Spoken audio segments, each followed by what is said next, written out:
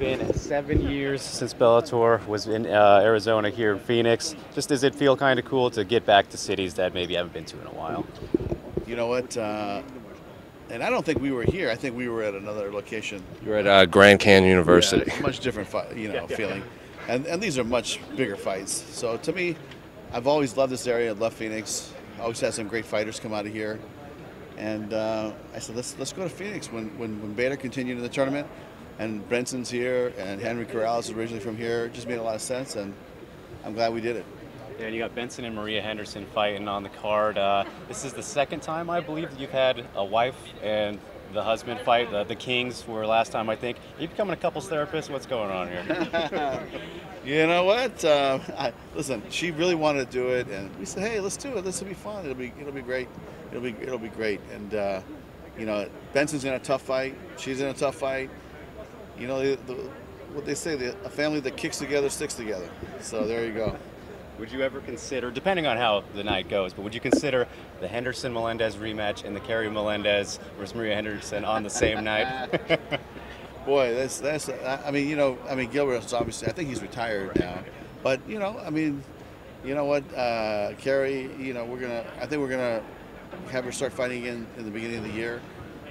She's a talent, but Benson's wife is just an amateur, having her, I'm not sure how many fights she's had, but it's just she hasn't turned pro yet. So, let's give her a beat. Let's give her a little shot. You guys don't be too rough on her. In other news, you announced Cyborg's next fight, taking on Sinead Kavanaugh in Florida. Was there any consideration to maybe put that fight in Dublin? There was, but the Dublin card was full, and we have such a great card there with Peter Queally. And now that Patricio gave up his belt, and that's going to be a title fight for Patrici and Queally, I think that's going to be a great fight. And then the undercard is, Patrick makes fighting Gallagher. I think that's going to be another great fight. So to add Cyborg on top of that, we thought that was like just a bit too much. So we said let's create another event. And Cyborg, she's been able to deliver. She's always been great for the sport, great for Bellator. And so, we're fighting her on the 12th of November at the Hard Rock in Miami. So you guys all come out to Miami. Do you have any explanation as to why Bellator's been able to go to all these international places now when the UFC really hasn't tried to, or anything like that? I really don't know, because I'm not sure what their international business model is. But for us, I think one of the things that's really helpful is that when we're owned by a company like Viacom, we have offices all over the world, right? So we can just plug into their office and their infrastructure and their system. David Green's been doing an amazing job in Europe. Paulo Bacari, who's producing our fight in Moscow.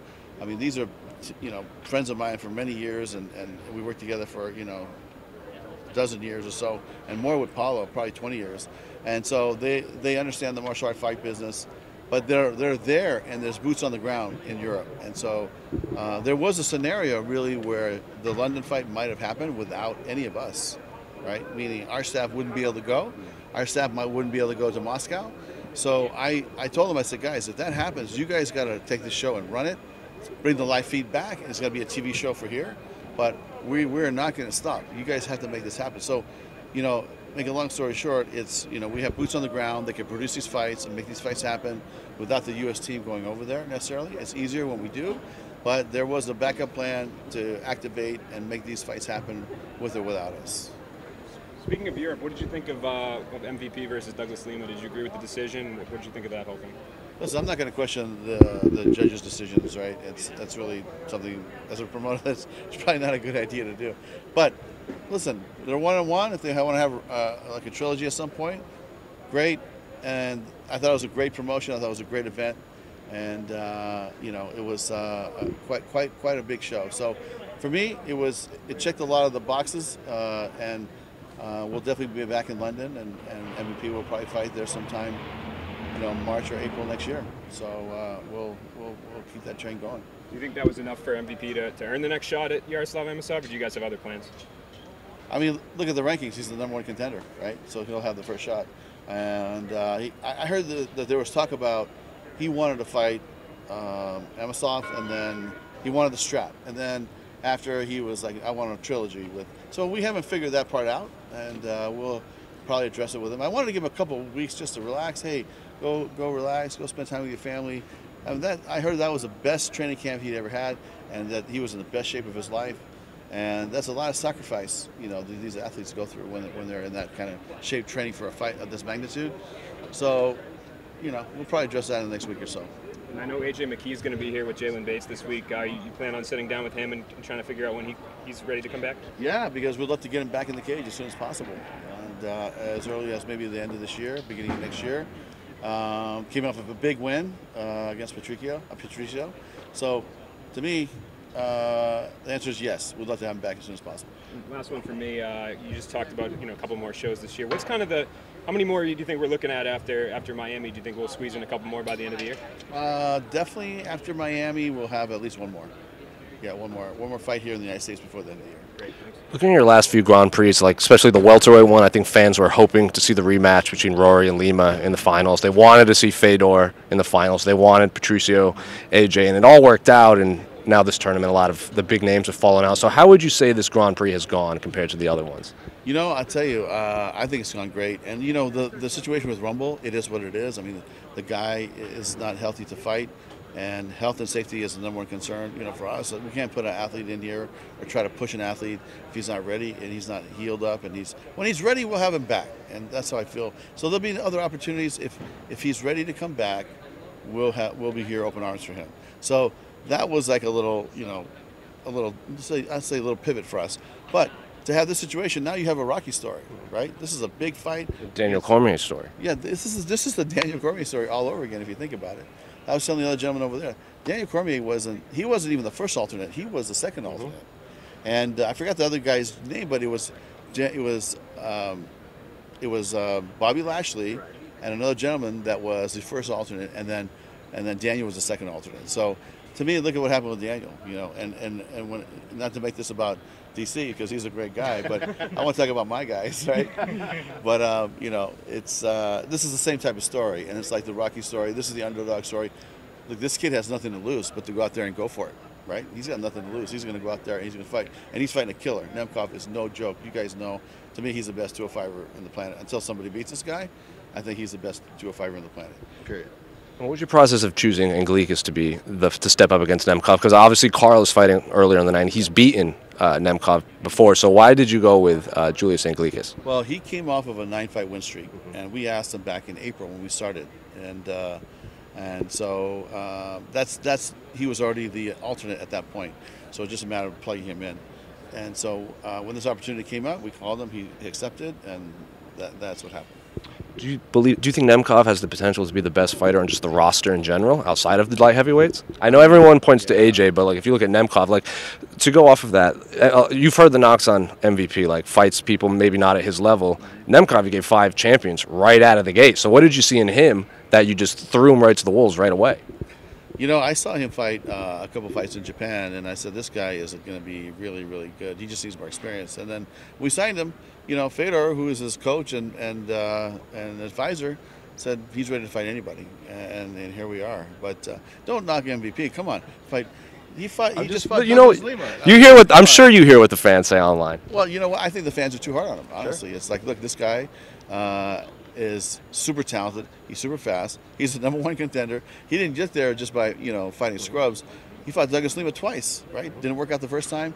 Second time, he appointed him, and then now he's going to have to fight the champ or fight Douglas Lima again. I mean, he is in the deep waters, right? So to me, it's like, come on, give the kid a little break. But this situation is like I said, Nemkov, to me, he's the best 205er in the world. If he wins this tournament outright, then I think he's pound for pound. I think he and AJ are probably the 1-2 punch in the company as far as pound for pound best. Looking at the lightweight fight, Brent Primus was very fired up that he didn't get the title shot. He's not in the vacant title.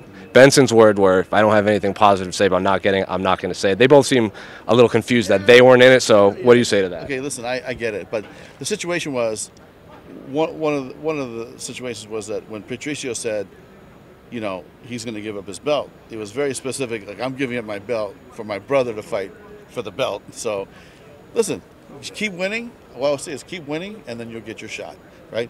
This was not scheduled to be a title fight between Queally and Patricky. So, let that fight happen. Beginning of the year, let's get it on. Whoever wins, let's get it on. So, there'll be opportunities. Scott, one last one for me. Are we getting any closer to an atomweight division? You know what?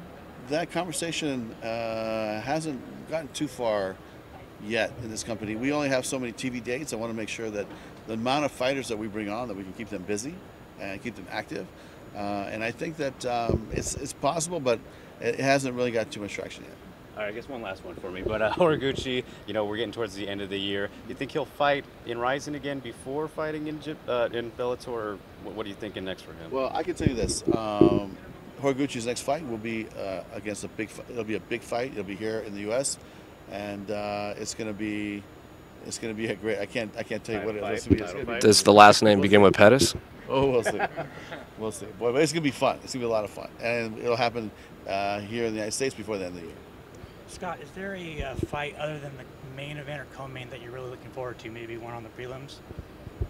I'm looking forward to see Benson Henderson's wife. Get on with that girl, see what happens. I mean, to me, it's like, that should be like a reality show. Coming home and filling him, and how was your day? And with kids. Yeah, it's just going to be, like I said, I really appreciate it because it's really like a martial arts family to me, right? And so I really have appreciation for that, and to me that's going to be interesting. So I definitely will be here to watch that fight.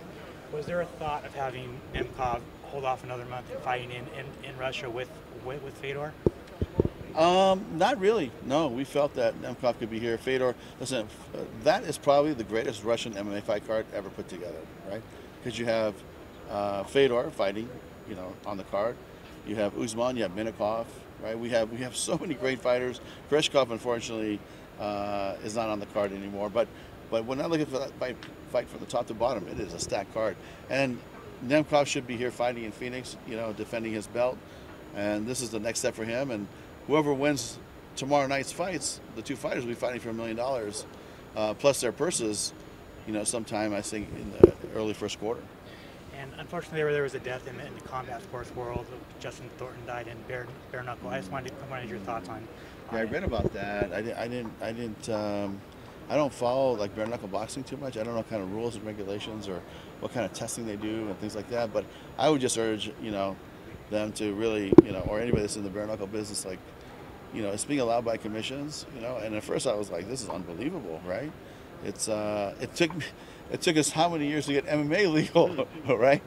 I mean, you're talking a lot of years. So, okay, so if you're going to allow it, I think you have to really regulate it and really make sure that these athletes are ready to go, because it's you're putting them in harm's way, and I know that it's not any promoter's goal to have somebody get hurt in their fight, but this is a combat sport and you have to be very careful, and that's why we go through extra testing. We go through all the protocols that we go through and all the testing. So, to me, it's like, hey, I just urge them as a company, really go out of your way to do your due diligence and make it safe as you can for the fighters.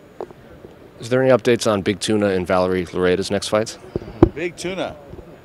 Did you get time off work yet? He's a big star. He's a big star, especially in San Jose. Let me tell you, when he came out, people were like, "Oh, come on!" They thought it was just a setup fight, but he's got a big punch, man.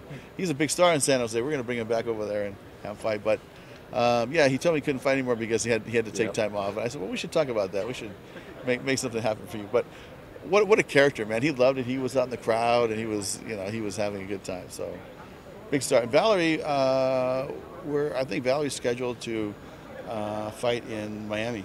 Is what we're looking for. No opponents yet? No, the opponent has not been identified, but that is our goal. Scott, I got one. Kind of taking off on what Jose said. And this is not to get you to bash the UFC at all, but when fighters come out and they're displeased, Dana has his approach and your approach is very different, right? So you have Primus and Henderson, they're a little bit upset about how things fell. Is it more your personality, or is it more like a company mission statement that you're like, okay, I'm a fighter's promoter, I want to hear these guys out, I'm not going to bash them, we're not going to get into a back and forth on social media. How do you approach it differently than maybe some other promoters might? I can just tell you this, I don't want to comment on any other promotion and this stuff, because that's not been my style, and I love martial arts, man. And one thing I learned in Japan working for K1, for Mr. Ishii, was that the fighters are the samurai. They're the warriors. They're the ones, the Bushido's spirit comes from them, and they're the ones stepping in the cage, right? And at the end of the day, if you don't love them for that, and you don't have respect for them for that, and you don't, then that's how you run your stuff. And I'm not saying that about anybody. I'm just saying for me, it's like, you know, I really respect these guys, and to me, it's, you know, business is about people, right? And I've had a really good relationship with most of my fighters, and especially my top fighters. Sometimes we have, you know, a lot of athletes, but you know, I try to stay in touch and communicate. And if they need something, we're talking, or the managers. But to me, you know, this is a people business, and this is something I really love. And for me, it's been a lifelong martial arts journey, right? And I feel very fortunate for it to continue. And you know, we always try to find common ground with our guys, and it doesn't always work, right? And sometimes the stakes are high, and it doesn't always work. But we'll do our best to make it work. But at the end of the day, something I learned from Mr. Ishii K1 was, you know, hey, these are the guys stepping in the cage. These are the warriors. You know, we have to respect them as, you know, the samurai. So I said, okay, I got it.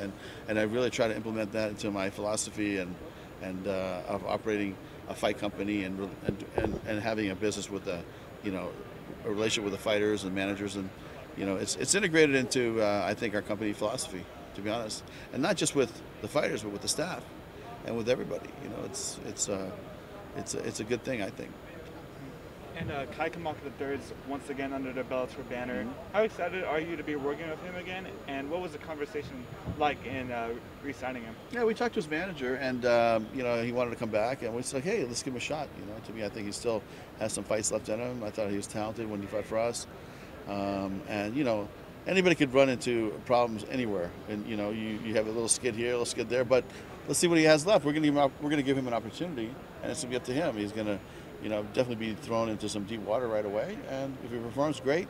If he doesn't, then you know, it's that's going to be, you know, something we'll decide, or we'll make some decisions at that time. But we're going to give him an opportunity for sure. And he's looking to return in December. Is it like, has there been any talks? Has there been any contracts sent to him in terms of finding him an opponent? Not that I know of. Not that I know of. That's something you could ask Rich or Mike or Jane.